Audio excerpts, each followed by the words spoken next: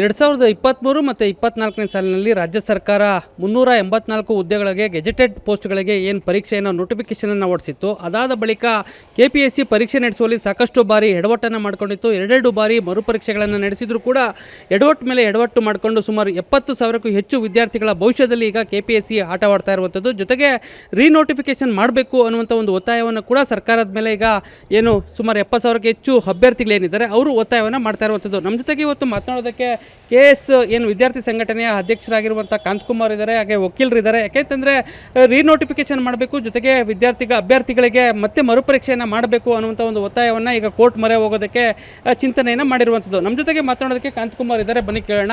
Sir, ಈಗ ಏನು ಎಡವಟ್ಟುಗಳಾದವು? ಈ ಹಿಂದೆ 2 ಮರುಪರೀಕ್ಷೆಗಳನ್ನು ಮಾಡಿದರು, ಅದಾದ ಬಳಿಕ ಸಾಕಷ್ಟು ಪ್ರತಿಭಟನೆಯನ್ನು ನಡೆಸಿದ್ರಿ. ಅದಾದ ಬಳಿಕ ನಾವು ಮತ್ತೆ ಮರುಪರೀಕ್ಷೆನ ಮಾಡೋದಿಲ್ಲ ಅನ್ನುವಂಥದ್ದನ್ನು ಸರ್ಕಾರ ಮಂಡುವಾದವನ್ನು ಮುಂದುವರಿಸಿಕೊಂಡು ಅವರು ರಿಸಲ್ಟ್ ಕೂಡ ಅನೌನ್ಸ್ ಮಾಡಿದರು.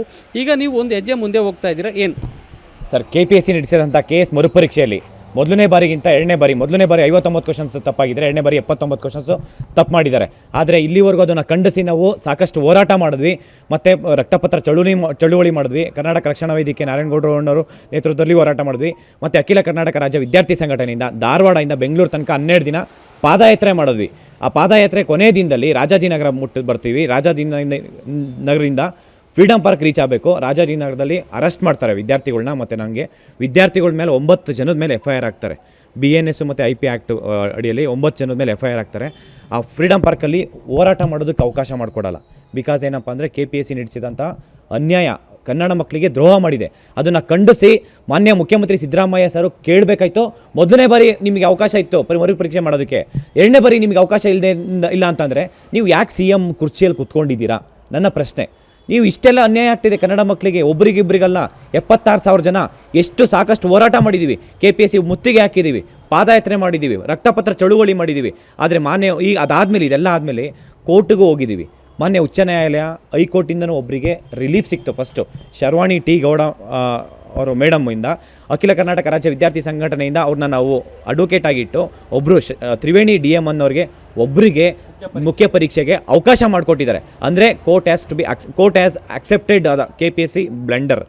KPSC ಮಾಡಿರೋ ತಪ್ಪನ್ನು ಕೋರ್ಟ್ ಅಕ್ಸೆಪ್ಟ್ ಮಾಡಿದ್ದಾರೆ ಅಂತಂದರೆ ನೀವು ಅರ್ಥ ಮಾಡ್ಕೊಬೇಕು. ಒಬ್ರದಲ್ಲ, ಒಬ್ಬರಾದ್ಮೇಲೆ ಅದೇ ಜಡ್ಜ್ಮೆಂಟು ಏನು ರಿಟ್ ಪಿಟಿಷನ್ನು 10844 ಇತ್ತು, ಆ ರಿಟ್ ಪಿಟಿಷನ್ ಪ್ರಕಾರ ಆರ್ಡ್ರ್ ಪ್ರಕಾರನೇ ಇನ್ನೂ 33 ಜನಕ್ಕೆ ನ್ಯಾಯ ಸಿಕ್ಕಿದೆ. ಟೋಟಲ್ 34 ಜನಕ್ಕೆ. ಇವತ್ತು ನಿನ್ನೆಯಿಂದ ಸುಮಾರು 2-3 ದಿನದಿಂದ ಇಲ್ಲಿ ನಮ್ಮ ಅಖಿಲ ಕರ್ನಾಟಕ ರಾಜ್ಯ ವಿದ್ಯಾರ್ಥಿ ಸಂಘಟನೆಗೆ ಒಂದು 2,000 ಪೆಟಿಷನ್ಸ್ ಬಂದಿದೆ, ಅಪ್ಲಿಕೇಶನ್ಸು. ಅಂದರೆ 2,000 ಅಪ್ಲಿಕೇಶನ್ಸು, ಅಡ್ಮಿಟ್ ಕಾರ್ಡು ಮತ್ತು ಅಪ್ಲಿಕೇಶನ್ ತೊಗೊಂಬಂದು ಕೊಟ್ಟಿದ್ದಾರೆ. ನಾಳೆಗೆ ನಾವು ಕರ್ನಾಟಕ ಅಡ್ಮಿನಿಸ್ಟ್ರೇಟಿವ್ ಟ್ರಿಬ್ಯುನಲ್ಲಿ ನಾವು ಸುಮಾರು 500 ಜನದ್ದು ಫೈಲ್ ಮಾಡ್ತಿದ್ದೀವಿ. ಬಿಕಾಸ್ ಏನಪ್ಪ ಅಂದರೆ ಮುಖ್ಯ ಪರೀಕ್ಷೆ ಕೊಡಬೇಕು. ನಾನು ಸರ್ಕಾರ ಮತ್ತು KPSC ಕೇಳ್ಕೊಳೋದೇನಪ್ಪ ಅಂತಂದರೆ, ಒಂದು ನೀವು ಮರುಪರೀಕ್ಷೆ ಮಾಡಿ, ಇಲ್ಲ ಮರು ಅಧಿಸೂಚನೆ ಮಾಡಿ, ಇಲ್ಲ 76,000 ಜನ ಏನಿದೆ ಮಾನ್ಯ ಉಚ್ಚ ನ್ಯಾಯಾಲಯ ಏನು ಹೇಳಿದೆ, 34 ಜನಕ್ಕೆ ಮುಖ್ಯ ಪರೀಕ್ಷೆ ಕೊಟ್ಟಿದ್ದಾರೆ, 76,000 ಜನಕ್ಕೂ ನೀವು ಮುಖ್ಯ ಪರೀಕ್ಷೆ ಕೊಡಿ. ಯಾಕೆಂದರೆ ಇದು ಮಾನ್ಯ ಹೈಕೋರ್ಟ್ಗೂ ಗೊತ್ತಾಗಿದೆ. ಏನಪ್ಪ ಅಂತಂದರೆ KPSC ಅವರು 2 ಸಾರಿ ಎಕ್ಸಾಮ್ಸ್ ಕಂಡಕ್ಟ್ ಮಾಡಿದ್ದಾರೆ.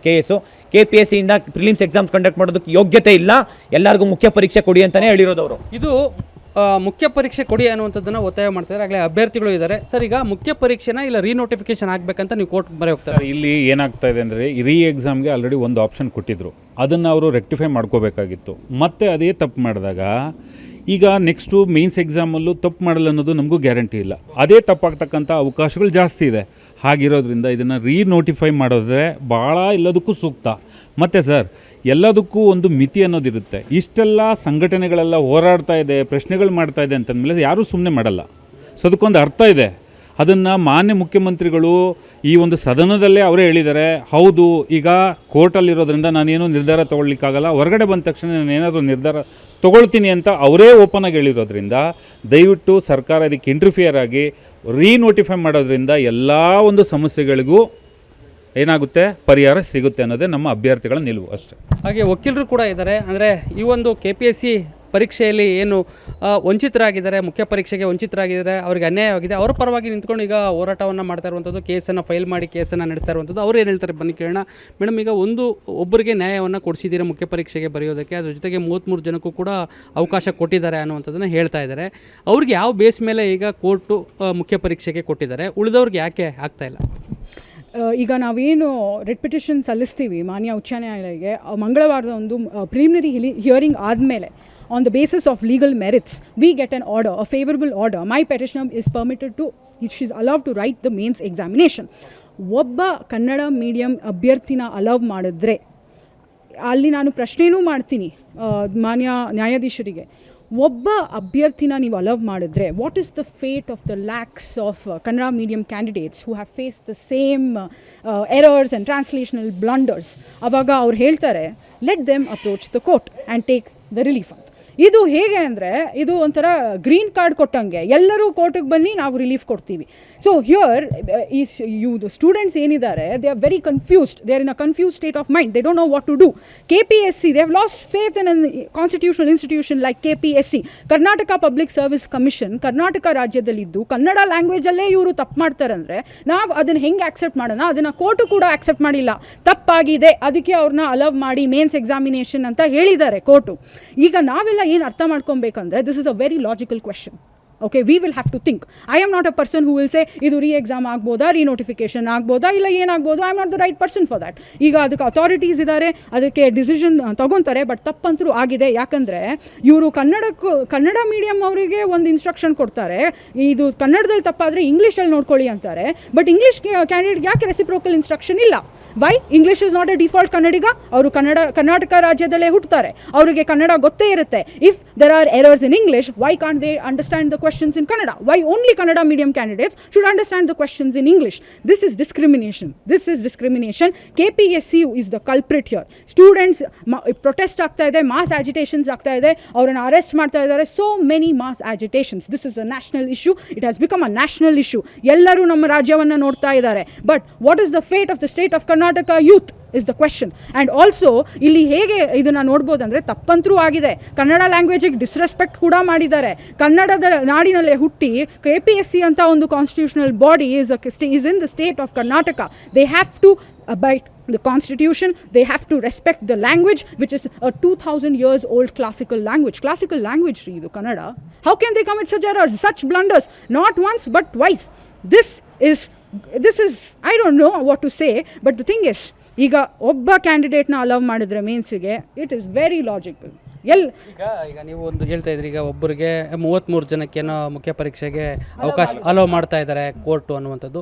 ಈಗ 76,000 ಜನ ಅಭ್ಯರ್ಥಿಗಳಿದೆ. ಈಗ ನಿಮ್ಮ ಹತ್ರ ಎಷ್ಟು ಜನ ಅಭ್ಯರ್ಥಿಗಳು ಬಂದಿದ್ದಾರೆ? ನೀವು ಅವ್ರಿಗೆ ನಾಳೆ ಫೈಲ್ ಮಾಡ್ತಾ ಇದ್ದೀರಿ, ಎಷ್ಟು ಜನಕ್ಕೆ ಈಗ ನೀವು ಕೋರ್ಟ್ಗೆ ಫೈಲ್ ಮಾಡ್ತಾ ಇದ್ದೀರಿ? ಈಗ ಸರ್ ನಮ್ಮ ಹತ್ರ ಈಗ ಆಲ್ರೆಡಿ 500 ಅಪ್ಲಿಕೇಶನ್ಸ್ ಬಂದಿದೆ, ಇನ್ನೂ ಬರ್ತಾ ಇದೆ, ಇದಕ್ಕೆ ಲೆಕ್ಕ ಇಲ್ಲ.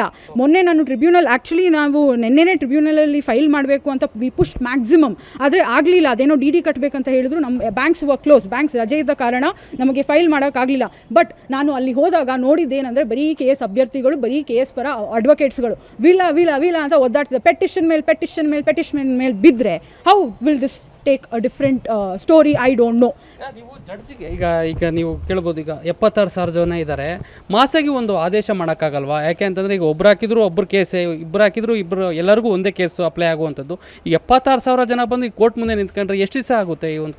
Sir, the right way to approach this question would be, what has the government assured the candidates? We cannot answer this, please approach the judiciary. The judiciary has answered. KPSC has created the blunders, it has accepted the blunders, and on legal merits it has allowed the candidate for mains. This is an open gate. So ಈಗ judiciary has answered, now let the government answer. This can turn into a re-examination, this can turn into a re-notification, I don't know. But all I can say is today we have got a relief that we are allowed to mains. ಇದಕ್ಕಿಂತ ಹೆಚ್ಚು ಹೇಳೋಕ್ಕಾಗಲ್ಲ. Thank you. ಇದಿಷ್ಟು ಏನಂತಂದರೆ, ಈಗ exam ಆದರೂ ಮಾಡಿ ಅಥವಾ ಮುಖ್ಯ ಪರೀಕ್ಷೆಗಾದರೂ ಅವಕಾಶ ಮಾಡಿಕೊಡಿ ಅನ್ನುವಂಥದ್ದು ಇವರ ಒಂದು ಬೇಡಿಕೆ. ಈಗಾಗಲೇ ಸಾಕಷ್ಟು ಅಭ್ಯರ್ಥಿಗಳು ಈಗ ಕೋರ್ಟ್ ಮೊರೆ ಹೋಗೋದಕ್ಕೆ ಚಿಂತನೆಯನ್ನು ನಡೆಸಿರುವಂಥದ್ದು. ಇದ್ರ ಜೊತೆಗೆ 33 ಅಭ್ಯರ್ಥಿಗಳಿಗೆ ಮುಖ್ಯ ಪರೀಕ್ಷೆಗೆ ಅವಕಾಶವನ್ನು ಈಗ ಕೋರ್ಟ್ ಕೊಟ್ಟಿರುವಂಥದ್ದು. ಹೀಗಾಗಿ ಸರ್ಕಾರ ಯಾವ ರೀತಿ ಈ ಒಂದು ವಿಚಾರದಲ್ಲಿ ಯಾವ ರೀತಿ ನಿರ್ಧಾರವನ್ನು ತೆಗೆದುಕೊಳ್ಳುತ್ತೆ, ಜೊತೆಗೆ KPSC ಏನು ಮಾಡುತ್ತೆ ಅನ್ನುವಂಥದ್ದು ಸದ್ಯಕ್ಕೆ ಕಾದು ನೋಡಬೇಕಾಗಿರುವಂಥದ್ದು. ಕ್ಯಾಮ್ರಾ ಪರ್ಸನ್ ಎನೋಸ್ ಜೊತೆ ನಂದೀಶ್ ಮಲೇನಹಳ್ಳಿ, ಏಷ್ಯಾನೆಟ್ ಸುವರ್ಣ ನ್ಯೂಸ್, ಬೆಂಗಳೂರು.